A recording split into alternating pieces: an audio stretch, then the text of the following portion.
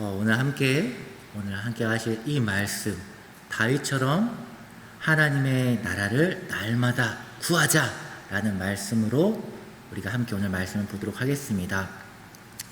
어느 날 목사님께서, 저희 담임 목사님 말고요, 시골에서 목회하시는 목사님이십니다. 그 목사님께서 목회를 하는 중에 그냥 이제 교회 밖을 나가는데 어떤 나이 지극하신 연세가 한 90세쯤 되시는 어르신입니다. 그 어르신을 만났어요. 근데 그 어르신이 되게 많은 이제 좀 얼굴에 많은 이제 좀 우환이 있으신 그런 표정이 있어가지고, 어르신 무슨 일이십니까? 라고 하니까는 한숨을 푹 쉬더니, 목사님 너무 억울합니다, 그렇게 말을 하는 거예요.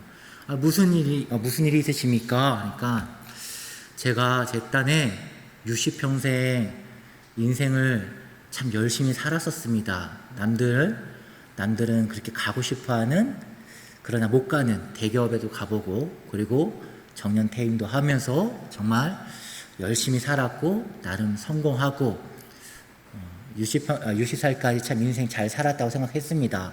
그리고 정년 퇴임한 후에 남은 시간은 이제 유유자적하면서 지내왔습니다. 그런데 그 나이가 되었을 때 뭔가 새롭게 시작한다라는 것이 가능할 거라고 생각되지 않아가지고 그저 시간을 이렇게 그냥 아무것도 하지 않고 보내왔습니다. 근데 그렇게 30년이 지나고 나니까는 너무너무 억울한 것입니다. 제가 60살 때에 제가 90살까지 이렇게 건강하게 살았을 줄 알았다라면 뭐가 됐든 내가 무엇이라든지 했었을 텐데 아무것도 못하고 그냥 시간을 허송세월 보낸 게 너무너무 억울합니다 라고 그렇게 하소연을 한 것입니다. 그리고 또 얼마가 지났습니다. 얼마가 지난 후에 또다시 목사님이 길을 가던 중에 어르신을 만났습니다. 근데 이번에는 어르신이 표정이 달랐습니다. 얼굴에 미소가 있는 것입니다. 목사님이 물어봤습니다.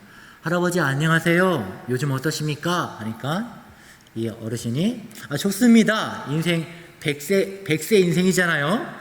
그럼 이제 10년이나 남았으니까 지금은 그림을 배우고 있습니다.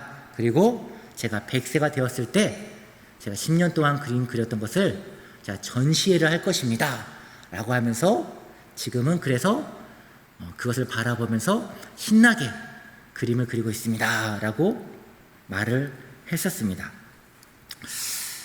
우리가 10년도 더 된 베스트셀러 중에 목적이 이끄는 삶이라는 책이 있습니다.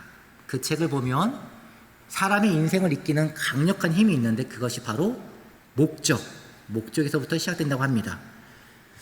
여러분은 지금의 이 이야기를 듣고 어떠한 생각이 드십니까? 지금 현재 여러분의 삶 가운데 우선시되는 목적은 무엇입니까? 그 목적이 여러분의 삶을 지금 이끌어가고 있다는 것을 여러분도 부인하지 못하실 것입니다. 그렇다면 오늘 밤 전능하신 하나님 앞에 우리가 그럼 무슨 목적으로 나아가야 할까요? 오늘은 여기에 우리가 함께 좀 집중하기를 원합니다. 세상에서는 우리한테 구하라고 하는 것들이 있습니다. 돈을 구하라고 말하고, 안정을 구하라고 말하고, 명예를 구하라고 말을 하고, 또한 자아실현을 이루라고 말을 합니다. 말은 좋죠. 멋있죠. 자아실현. 그러나 그 이면을 까놓고 보면은 결국은 스스로 우상화가 되는 것입니다. 너의 스스로 하나님이 있어야 될, 그 하나님을 섬겨야 될 그 자리에 너를 올리고 너가 베스트가 되어라. 그러한 말을 계속 우리는 미디어를 통해서 접하고 있습니다. 세상은 그래서 끊임없이 말을 합니다. 끊임없이 이러한 것들을 쫓아가라고 말을 하고 보게 합니다. 그래서 우리가 정신을 차리지 않으면 이러한 허상의 시간과 열정과 건강과 모든 것들을 낭비하게 된다는 것입니다. 그리고 나중에 침상에 누워서 자녀들이 모이면 마치 유언하듯 이렇게 얘기를 합니다. 너희들은 하나님을 잘 믿어야 된다. 세상 따라가지 말고 하나님 말씀 잘 믿고 살아가야 한다. 그렇게 하고 얼마 후에 눈을 감습니다. 이렇게 살아가는 것이 신앙의 전부인 것처럼 살아가는 성도님들이 꽤 많다라고 생각되어집니다. 그런데 여러분, 우리의 본래적인 우리 창조의 근원적인 그 모습은 어떤 모습입니까? 우리는 왕 같은 제사장, 더 정확히 말하면 하나님의 백성이지 않습니까? 자녀이지 않습니까? 맞습니까? 그렇습니다. 우리는 하나님의 자녀이고 백성입니다. 그런데 이렇게 살아가는 것은 마치 왕으로 태어나서 왕궁에서 왕의 삶을 사는 것이 아니라 왕으로 태어났지만 길거리에서 구걸하는 거지의 삶을 살다가 바로 죽기 직전에 왕궁에서 왕궁의 그 침상에서 누워서 죽는 것과 똑같다라는 거예요. 이렇게 살고 있다라면 너무나 비참하지 않습니까? 왕이 왕으로 살아야지 왕이 거지로 살아가면 그건 인생이 잘못된 거 아니겠습니까? 우리는 내가 누구인지 알아야 됩니다. 예수님의 십자가의 죽음이 어떠한 의미인지 알아야 됩니다. 성령님이 내 안에 오셨다라는 것이 어떠한 의미인지 알아야 됩니다. 이러한 것들을 여러분은 모른다면, 그러니까 이거에 대해서 여러분이 술술술술 말할 수 없다라면, 그럼 여러분은 정말 중요한 것을 놓치고 다른 부분에 나의 시간과 에너지와 다른 것들을 빼앗기고 있다는 것입니다. 그래서 오늘은 다시 한 번 더 이 부분을 우리가 알기를 원하는데, 예수님에 대한 부분, 성령님에 대한 부분, 오늘 이런 신학적인 난제, 논제 이런 것들을 싹 다 얘기하지 않을 겁니다. 오늘은 딱 한 가지에 우리가 집중하기를 원합니다. 무엇이냐? 마음. 우리의 이 마음 가운데 오늘 하나님의 나라가 임하는 것, 오직 그거 하나에만 오늘 이 시간 우리는 집중할 것입니다. 여러분도 그리하시고 내 마음 가운데 오직 하나님의 나라가 임하기를 간절히 소망하면서 이 시간 말씀을 사모해 주시면 감사하겠습니다. 세상은 악하기 때문에 믿음의 사람들을 계속 꾀합니다.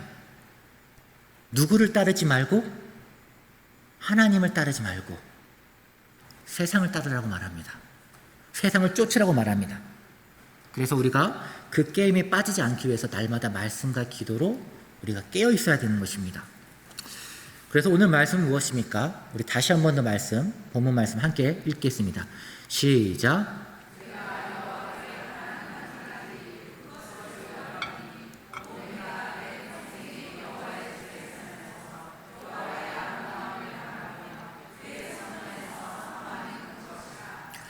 아멘.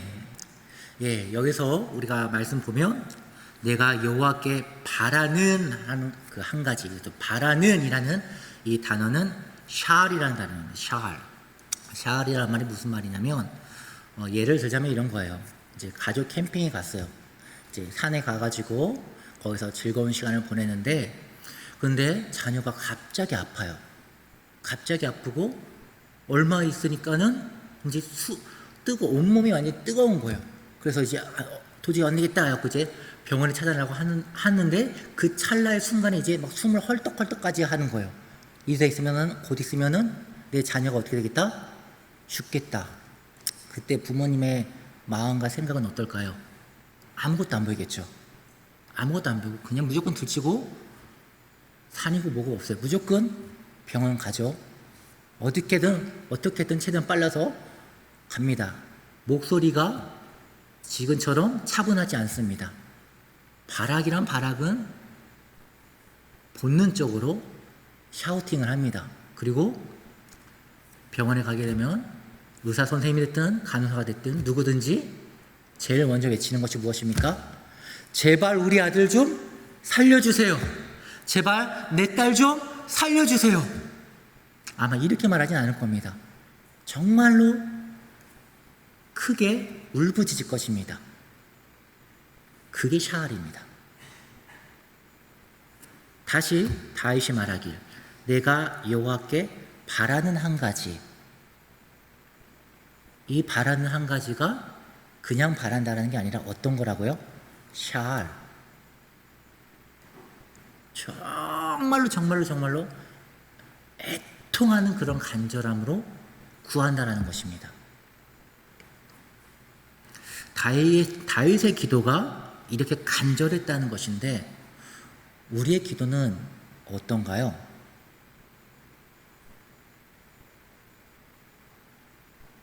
우리가 예배를 지금 드리는 가운데 기도도 했어요.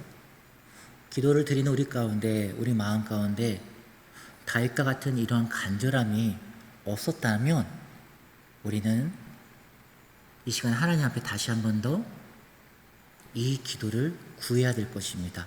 아버지, 제게도 이 마음을 주시옵소서.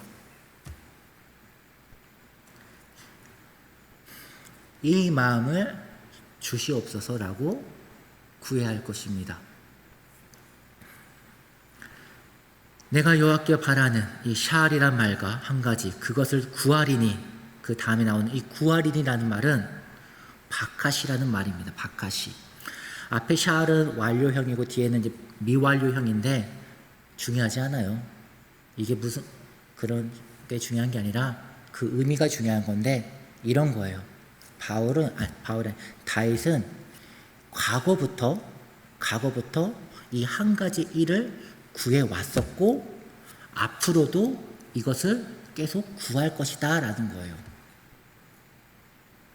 그러니까 지금 다윗은 한 가지 일을 구하고 있는데 오늘 그 순간에만 딱 구하는 게 아니라 이미 예전부터 그것을 기도했었고 그리고 지금도 그것을 구하고 있고 앞으로도 그 한 가지 일을 계속 구할 것이다 라는 거예요.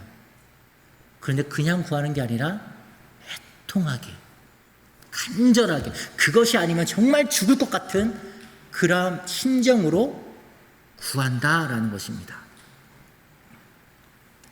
그럼 무엇을 구합니까? 곧 내가 내 평생에 여호와의 집에 살면서라는 것입니다. 여기서 집이라고 하는 게 이제 바이트라는 말로 쓰였는데요. 쉽게 말해서 이제 건물과 같은 그러한 이제 집을 말할 때는 이 바이트라는 말을 쓰고 텐트 같이 임시의 거처를 말할 때는 이제 오헬이라는 말을 써요. 근데 지금은 건물과 같은 그런 모습, 그런 단어로 쓰였어요. 그리고 이게 이제 하나님 앞에 있는 그 여호와의 집이라는 것처럼 여호와라는 말과 같이 쓰게 되면 이게 어떤 의미냐면은 예배하는 곳이라는 의미가 돼요. 그래서 지금 다윗이 기도하는 한 가지 일, 예전부터 계속 기도해왔던 그 한 가지 일을 지금 뭔지 보니까 평생에 여호와의 집에, 그러니까 하나님을 예배드리는 그 자리 가운데에서 살면서 여호와의 아름다움을 바라보며 그의 성전에서 사모하는 그것이다 라고 이 기도를 간절히 바란다는 것입니다. 지금 이 상황이 지금 다윗이 어떤 궁정에서 편하게 살고 있는 그런 상황이 아니에요. 지금 상황이 어떤 상황이냐면 여러분도 알다시피 사울 때문에 지금 광야로 또는 동굴로 사막으로 도망 다니고 있는 그런 상황인 거예요. 잡히면 어떻게 되죠? 맞아요. 죽어요. 잡히면 죽어요. 그러니까 도망 다니는 거예요. 때로는 블레셋에 몸을 의탁하면서 미친 척 하기도 하고 그런 부분 가운데 내 삶에 거처가 없으니까 마음 가운데 그의 이러한 고백이 어떻게 보면은 충분히 공감이 되어져요.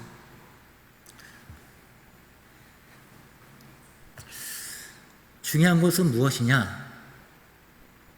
우리도 이러한 간절함이 필요하다라면 고난을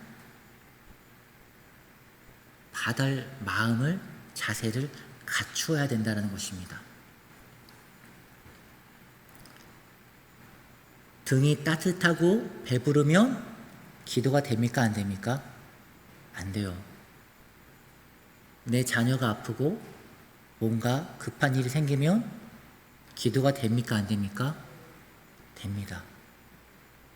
그래서 다윗이 지금 내가 여호와께 정말로 정말로 정말로 간절히 바라는 그 한 가지 일, 그가 그렇게 바랄 수 있었던 것은 무엇입니까? 그가 지금 그만큼 힘들고 어려운 역경 속에 있었기 때문에, 그래서 그가 이렇게 하나님을 간절히 찾을 수가 있었다는 것입니다. 다윗이 대단한 존재 아니에요. 착각하면 안 돼요. 다윗은 대단한 존재가 아니에요.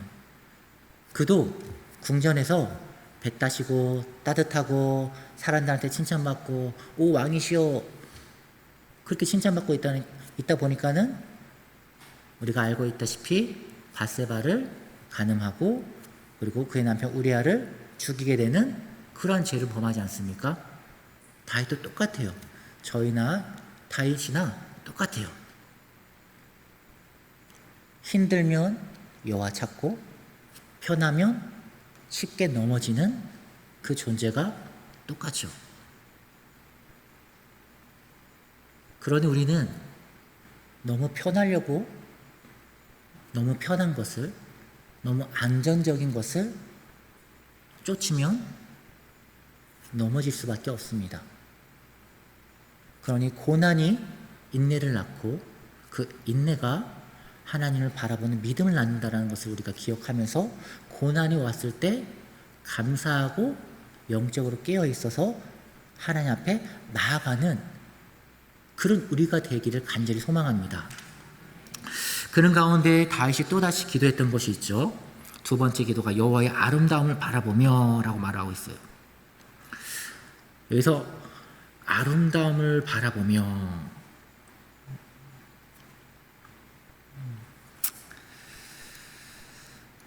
그가 여기서 아름다움을 바라봤다라는 말은 원어적인 내용을 보면은 이런 거예요. 이제 하자라는 말인데 우리의 실제적인 눈으로 보는 거예요. 지금 여러분이 저를 보듯이, 제가 또 여러분을 보듯이 이 바라보며라는 이 단어가 실질적인 육체적인 이 눈을 통해서 보는 것을 말을 해요.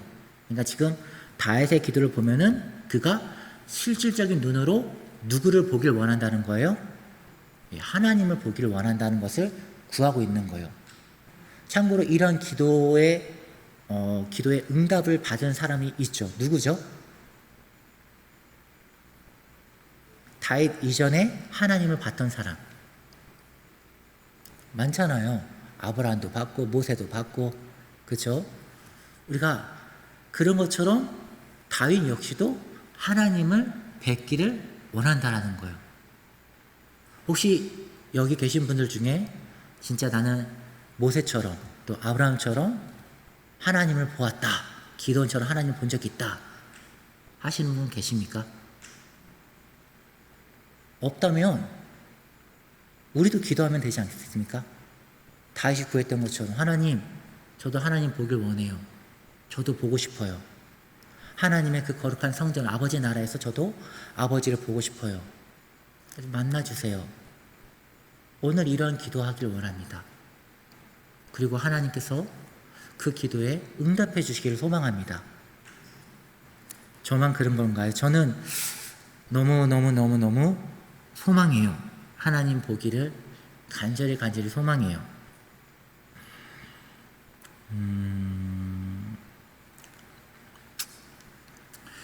다윗의 모습을 좀 그려봤어요. 지금 상황에서 지금 다윗이 어떤 상황이었을까, 이 고백을 했을 때 어떤 모습을 상상할 수가 있을까 생각해 보니까 허허강판, 이제 허허벌판이죠.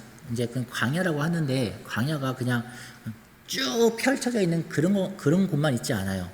언덕도 있고 깊은 골짜기도 있고, 그래서 이제 논나비가 되게 높은 그러한 이제 그런 강야, 이스라엘의 강야의 그런 곳들도 많아요.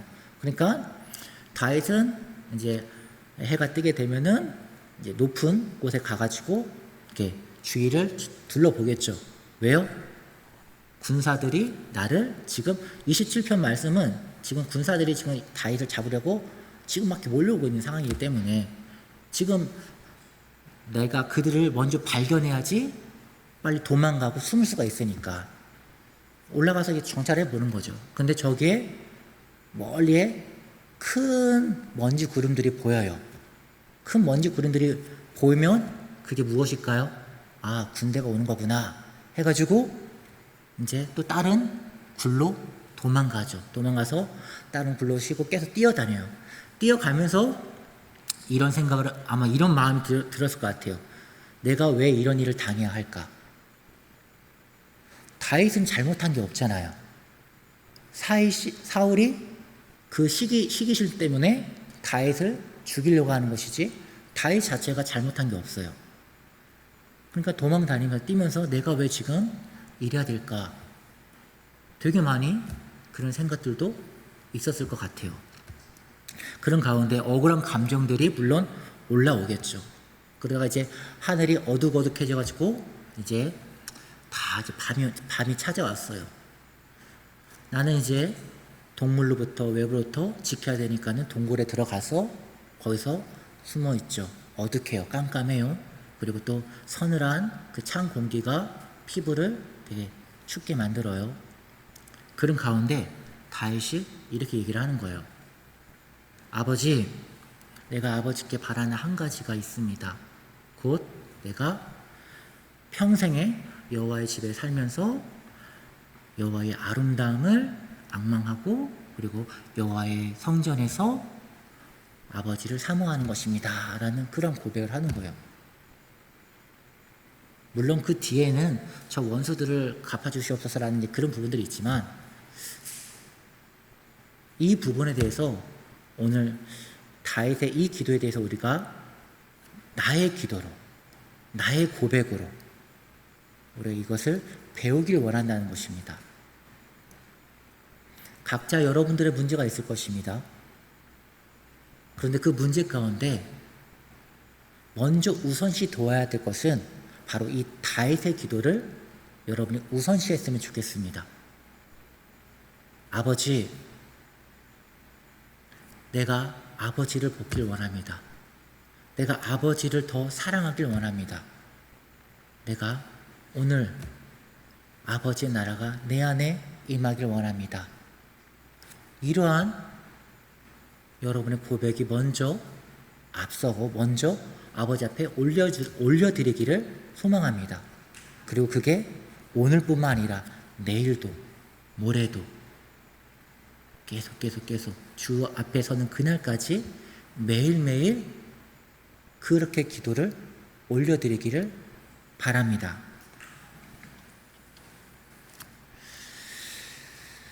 그런데 그렇게 하기 위해서는 누차 말씀드렸다시피 고난을 감수해야 됩니다. 고난이 없으면 이런 기도가 나올 수가 없습니다.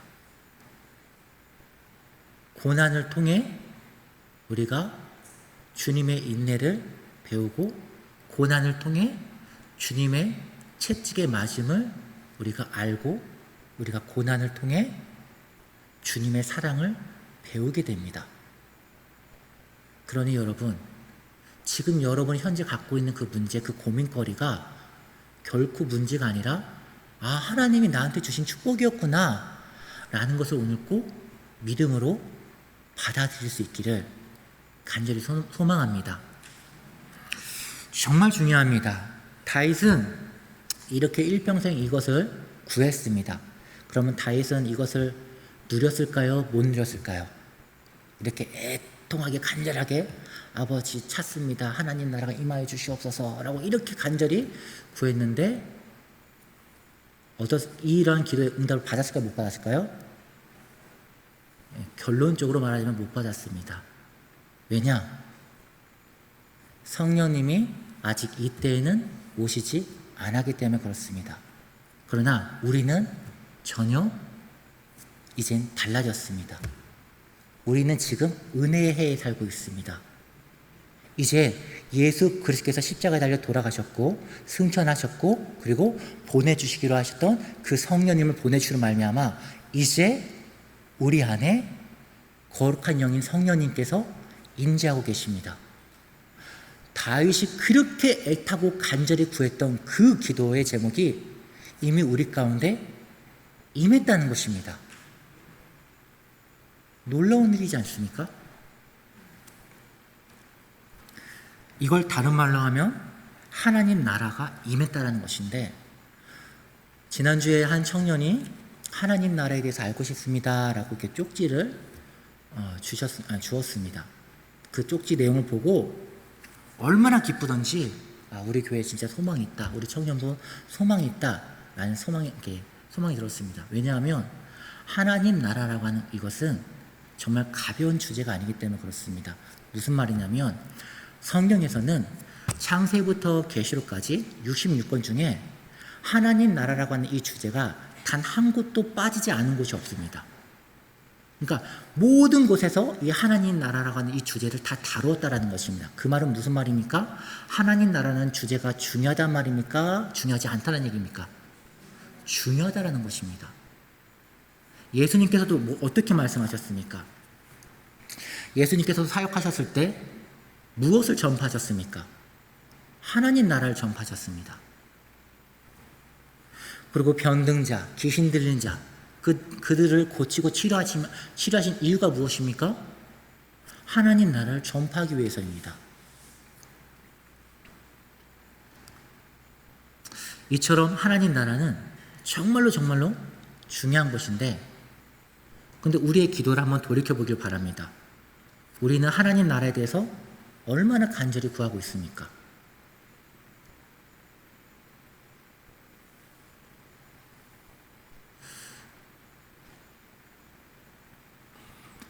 성경은 어떤 분이 쓰셨죠? 성경은 성령님이 쓰셨죠. 성령님이 창세부터 계시록까지 하나님 나라에 대해서 계속 썼는데, 그만큼 성령님은 하나님 나라가 중요하다고 말해서 썼는데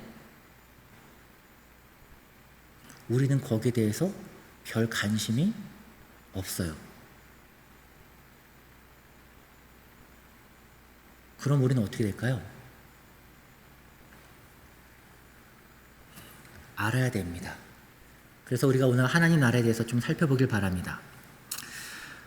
하나님 나라에 대해서 오늘 좀 잠깐 생각해 보자면, 혹시 여러분 반려견이 죽으면 나중에 천국에서 만날까요? 못 만날까요? 천국에 반려견이 있을까요? 없을까요? 왜 없을까요? 우리 이사야서 65장 25절 말씀 한번 보겠습니다. 함께 읽겠습니다. 시작.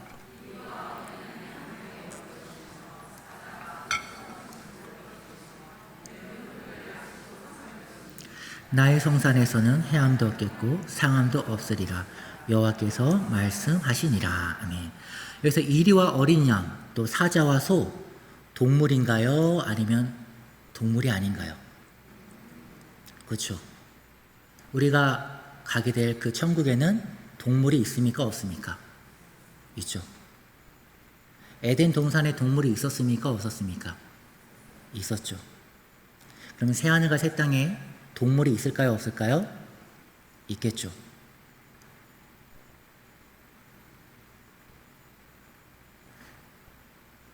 반가울 것 같습니다. 또 성전에 이제 성전도 있을 것 같습니다. 그 천국은 성전도 있을 것 같습니다. 그 모양과 모습은 어떠한 모습인지는 모르겠지만 분명 그 성전에 하나님이 계시고 또 보좌가 있을 거라 생각되어집니다. 성경의 말씀이 되어져 있으니까 그런 모습이 있을 것 같습니다. 그리고 예수님께서는 천국에 대해서 7가지 비유를 말씀해 주셨죠.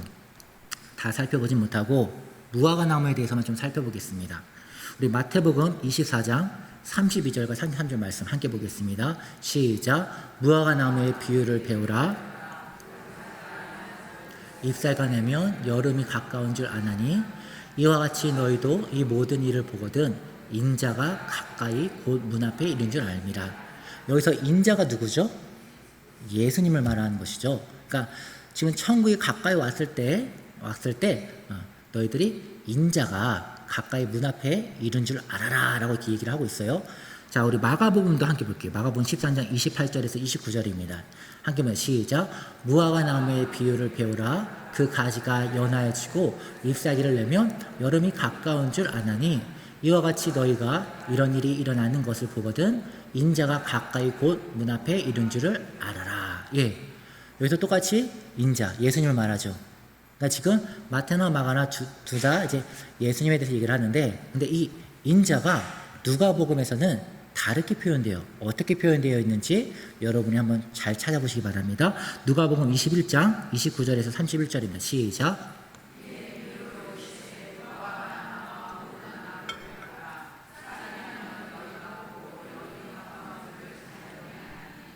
이와 같이 너희가 이런 일이 일어나는 것을 보거든 하나님의 나라가 가까운 줄 알아. 여기서 인자 말고 무엇으로 썼나요? 예, 그 말은 하나님의 나라가 무엇이라는 건가요? 그렇죠. 예수님이 하나님의 나라다라는 거예요. 이 놀라운 비유예요. 그러니까 하나님의 나라가 이미 성령님으로 인해서 내 안에 임했어요. 이게 우리가 신학적인 표현으로는 뭐 이렇게 다 넘어가고, 그러니까 이미 벌써 하나님 나라가 완성이 됐어요. 구원이 완성이 됐어요. 그러나 아직 그것이 최종적인 모습으로 완성되진 않았어요. 우리는 이 중간기에 살고 있는데, 중요한 것은 말이에요. 정말 중요한 것은 그 하늘나라의 새하늘과 새 땅이 나중에 완성될 그 하늘나라의 그 천국이 오늘날 우리가 죽고 난 다음에 가는 곳이 아니라 이 땅에 살면서 그 천국을 우리가 소유할 수가 있다 없다? 있다라는 거예요. 이게 놀라운 복음이라는 거예요. 근데 많은 성도님들이 우리가 그 천국을 죽어서만 가야 되는 그곳으로 생각하고 있다라는 거죠. 그렇지 않다라는 거예요. 하나님 나라가 이미 이루어졌고 이미 너희 안에 있다라는 것을, 그것을 성령님을 통해서 이미 주셨어요. 그리고 이를 위해서, 이것을 위해서 예수님께서 십자가에 못 박혀 죽기까지 하나님은 내어 주셨어요. 그래서 모든 성도들은 이젠 그리스도의 은혜로 말미암아 이 땅에 살면서 천국을 누릴 수가 있게 되었어요. 하나님을 볼 수가 있게 되었어요. 근데 관심이 없어요. 세상 일에 바빠요.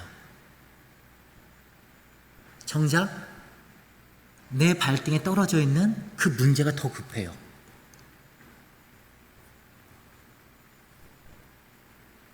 나중에 정말로 눈물을 흘릴 일들이 있을 거예요. 한 가지 예를 들자면, 비행기를 이제 한 자녀가 부모님 효도 관광 시켜주려고 일평생 이렇게 용사에서 이렇게 수고하셨던 어머니와 아버지를 이제 티켓을 끊어주고 이제 미국 여행까지 보냈어요. 퍼스트 클래스까지 딱 끊어줘가지고 갔는데, 처음 비행기를 타보니까 거기서 기내에서 제공되는 음식이 공짜라는 것도 모르고 그냥 돈 내서 사 먹어야 되는 줄 알고 참았어요. 먹고 싶어서 참고. 그리고 호텔에 갔는데 호텔에 삼시세끼 전부 다, 또한 거기 있는 모든 것들을 다 누릴 수 있는 호텔 프리 그 패스를 이미 다 결제가 끝났어요. 근데 워낙 비싸 보이니까 사 먹지 못하고 그냥 이제 누리지 못하고 있다가 잠만 자다가 오게 된 거예요. 오고 나서 자녀한테 그 모든 게 다 공짜였다라는 것을 듣게 되었을 때 이 부모님들이 얼마나 억울하고 얼마나 애통할까요? 우리가 죽고 난 다음에 주님을 분명히 뵈게 될 건데, 그때 우리가 이렇게 말할 것 같아요. 주님, 내가 이 땅에 살면서 참 힘들었어요. 내가 가정을 지키기 위해서 정말 힘들었고요. 그리고 내가 자녀들을 키우기 위해서, 뒷바라지하기 위해서 정말 힘들었어요. 그리고 교회에서 내가 최선을 다해서 섬기는데 정말로 힘들었어요. 근데 그때 주님이 이렇게 말씀하실 것 같아요. 그걸 알고 이미 모든 것을 이미 넉넉하게 이길 수 있을 만큼 내가 이미 다 충족하게 이미 벌써 줬는데 네가 그걸 안 구했지 않았느냐. 줬다고요? 예, 주셨다고요. 에베소서 1장 3절 말씀 보면 이미 벌써 모든 것들을, 모든 신령한 복을 하나님께서 그리스도 예수 안에 이미 벌써 다 주셨습니다. 예, 에베소서 1장 3절 말씀 한번 보시겠습니까? 예, 그 말씀 보면 모든 신령한 복을 하나님 그리스도 예수 안에 다 주셨어요. 그렇기 때문에 이미 벌써 주셨기 때문에 우리는 그거를 구하서 얻고 누리면 돼요. 근데 우리는 그러지 못하고 있어요. 우리 기도가 바뀌어야 돼요. 우리 마태복음 6장 21절 말씀 한번 좀 볼게요. 마태복음 6장 21절은 시작. 내 보물이 있는 그곳에 내 마음이 있느니라. 내 마음이 어디에 있는지 예수님이 딱 지적해 주는 게 있어요. 24절부터 함께 읽겠습니다. 시작. 한 사람이 두 주인을 섬기지 못할 것이니 혹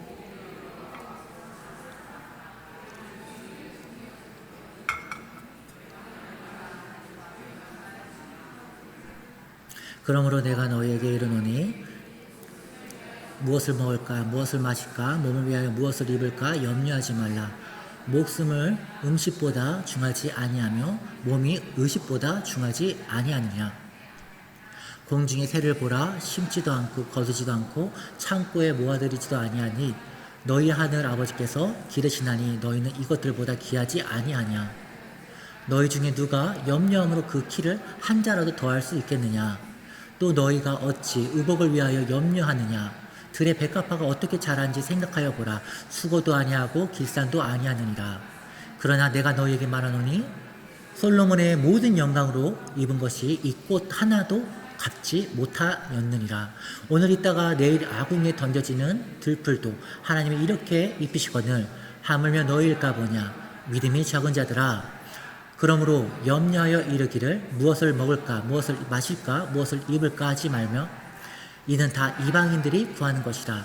너희 하늘 아버지께서 이 모든 것이 너에게 있어야 할 줄을 아시느니라.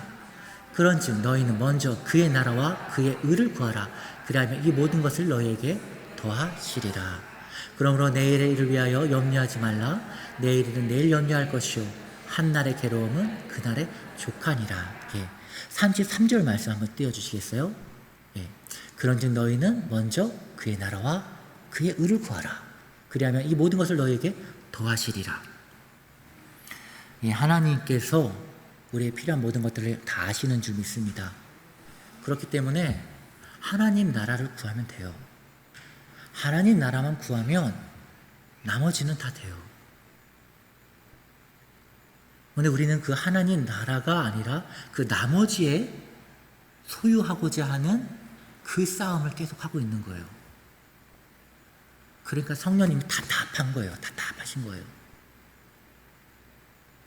그게 중요한 게 아닌데 지금 중요한 거는 나와 함께 아버지의 나라를 세워가는 그 일에 남은 일생을 써도 그래도 정말 될까 말까 하는 그런 시점인데 인생을 지금 아직도 다른 부분 가운데 허송세월하고 있다는 것입니다.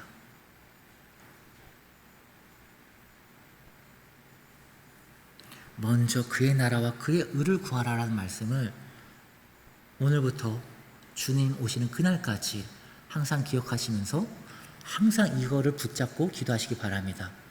먼저 아버지의 나라가 와야 됩니다. 내 안에 이미 벌써 성령님이 와 계시지 않습니까? 그 성령님이 성령님답게 활동하도록 우리 안에 활동할 수 있도록 우리가 구해야 됩니다. 무엇을 하든지 모든 영역에서 성령님께서 아버지의 나라가 임하기를 우리는 구해야 될 것입니다. 인생을 낭비하는 것은 죄입니다. 모르고 행하는 것도 죄인데 알고서 행한다면 얼마나 그 죄가 더 크겠습니까? 그 책임을 어떻게 지시려고 합니까?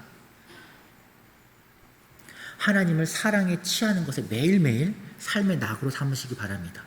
다윗처럼 어떤 상황 가운데도 어떤 위험한 상황 가운데도 아버지의 나라에 거하며 아버지의 얼굴을 보는 것을 1순위로 구했던 그의 모습처럼 우리도 그렇게 이 모습을 본받기를 간절히 바랍니다.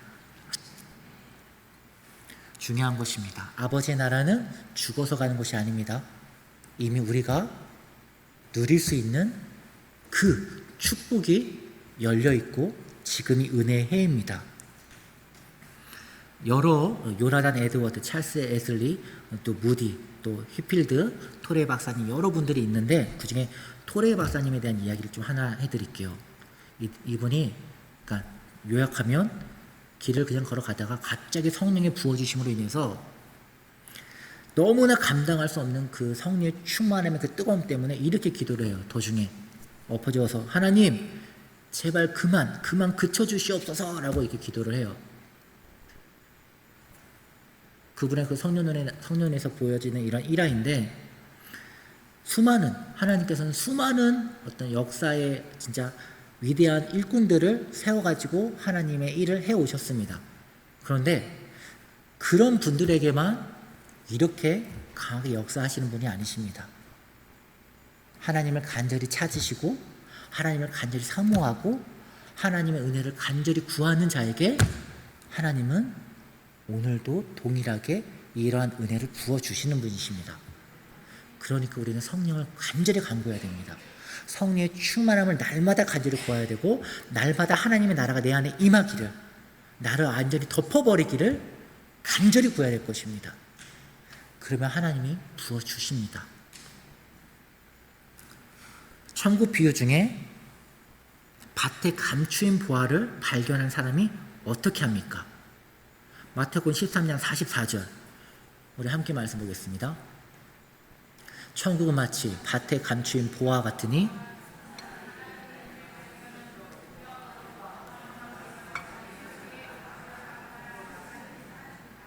밭에 감추인 보화를 발견한 사람이 어떻게 합니까? 너무 기뻐가지고 자기 소유를 다 팔아가지고 그 밭을 삽니다. 마태복음 13장 45절에서 46절 좋은 진주를 발견한 장사꾼은 어떻게 합니까? 토천국에 마치 좋은 진주를 구하는 장사와 같으니, 다음 구절이요. 극히 값진 진주 하나를 발견하여 가서 자기의 소유를 다 팔아 그 진주를 사느니라. 여기서 보화와 진주가 무엇입니까? 하나님의 나라, 바로 예수님을 말하는 것입니다. 여러분 안에 예수 그리스도가 계심을 꼭 믿으시기 바랍니다. 그분은 지금도 여러분을 향해 말하고 계십니다. 그런데 우리는 거기에 대해서 계속 외면하고 있습니다. 회개해야 됩니다. 회개해야 됩니다. 너무 멀리 가기 전에, 하나님께서 심판하기로 아예 결정 내리시기 전에 회개해야 됩니다. 지금 여러분은 자기가 어느 위치에 서 있는지 깨달으셔야 됩니다. 나는 평안해. 나는 내일에 대한 걱정도 없어. 나는 지금 양식도 충분히 전용되어 있고 앞으로 내 삶은 되게 안전해. 그래서 나는 평안해. 만약 이러한 평안으로 자신의 안위를 긍정적으로 보고 계신다면, 하나님 얻는 평안은 마귀의 칼 위에서 춤추는 것과 똑같다라는 것을 기억하시기 바랍니다. 하나님 얻는 평안은 그건 곧 저주가 될 것입니다. 하나님이 있음과 없음의 차이를 잘 보여주는 시가 있죠. 우리가 잘 알고 있는 시편 23편 말씀입니다. 여호와는 나의 목자시니 라는 그 구절처럼 내가 부족함이 없습니다. 왜냐? 여호와께서 나의 목자이시기 때문에 부족함이 없습니다. 그가 나를 푸른 초장에 누이시고 쉴 만한 물가로 인도하시고 사망의 은침한 골짜기를 다닐지라도 내가 해를 두려워하지 않는 것은 왜냐? 주께서 나와 함께 하시기 때문에 그렇습니다. 죽음의 위기 가운데 내가 원수의 목전 앞에서, 나를 죽이려고 하는 원수의 원전 앞에서 내가 그 앞에서 상을 펴고 식사를 담대하게 먹을 수 있는 이유가 무엇입니까? 하나님이 나의 목자이시기 때문에 그렇습니다. 그러니까 하나님이 있으면 담대하게 샬롬을 누릴 수가 있습니다. 그러나 하나님이 없으면 샬롬이 없습니다. 하나님이 없는데도 내가 안전하다고요? 하나님이 없는데도 평안하다고요? 정말로 큰일 날 소리입니다. 말씀을 정리하도록 하겠습니다. 여러분, 오늘 우리가 두 가지를 체크해야 됩니다. 첫째는 내 마음에 하나님을 사모하는 안망함이 있는지, 만약에 없다면 오늘 그 안망함을 달라고 기도하십시오. 두 번째는 하나님을 향한 앙망함이 있습니다. 그래서 어제도 그제도 하나님 성령 충만케 해주셔서 나 주님 보길 원합니다. 주님의 음성 듣길 원합니다. 주님과 함께 하길 원합니다.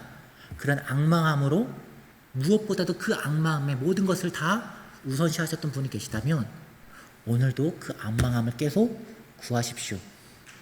그러면 하나님께서 반드시 기름을 부어주심이 강하게 역사하실 줄 믿습니다. 오늘 바로 그러한 소망을 갖고 우리가 함께 기도의 자리로 나아가길 원합니다.